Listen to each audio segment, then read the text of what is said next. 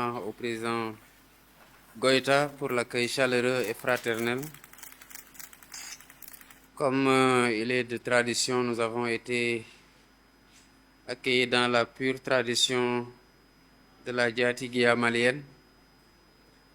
Vous savez, le Sénégal et le Mali ont des liens d'amitié et de fraternité historiques. C'est des liens de bon voisinage, c'est des liens de parenté, de sang, d'amitié, de culture et de coopération. Et ces liens conjugués à la géographie et à notre histoire commune sont à la base de la particularité de la relation exemplaire que nos deux pays entretiennent. Et ma présence aujourd'hui à Bamako s'inscrit donc dans ce cadre purement fraternel. Je suis venu lui rendre une visite de courtoisie et lui renouveler à lui et à son gouvernement, mais aussi au peuple malien frère, nos condoléances émues à la suite des dernières attaques tragiques qui ont coûté la vie à plusieurs soldats. Nous nous inclinons devant leur mémoire et prions pour le repos de leur âme. J'ai aussi exprimé au président Goïta la condamnation sans réserve du Sénégal, avec la plus grande fermeté de ces actes odieux, lâches et barbares qui se multiplient.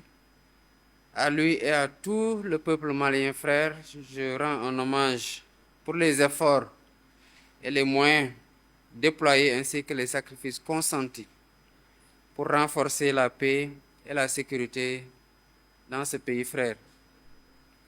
Naturellement, nous avons eu l'occasion d'aborder d'autres points au cours de nos échanges, tenant compte aux questions de paix et de sécurité au niveau de la sous-région, mais notamment sur les voies et moyens de lutter efficacement contre le terrorisme qui ne cesse de s'étendre et menace toutes nos populations.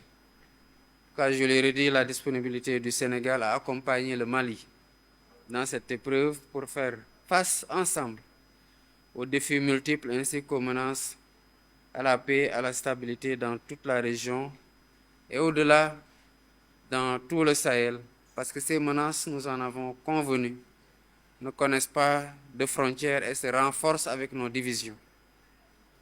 Nous avons aussi discuté des perspectives de renforcement de la coopération pour relever ensemble les défis, que ce soit dans le cadre bilatéral ou dans le cadre des instances régionales où le Mali et le Sénégal sont membres.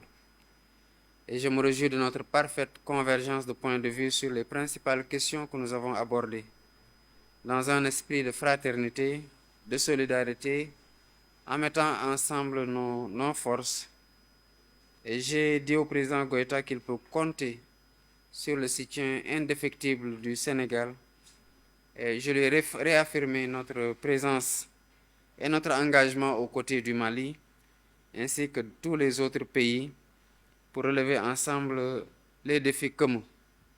Nous avons aussi évoqué la situation dans le cadre de l'UEMOA comme de l'OMVS, et nous avons convenu de travailler avec les autres homologues d'autres pays frères à la convocation dans les meilleurs délais de sommet au niveau des chefs d'État pour redynamiser la coopération monétaire et économique, mais aussi dans la gestion de la ressource hydraulique au niveau de ce fleuve que nous avons en partage.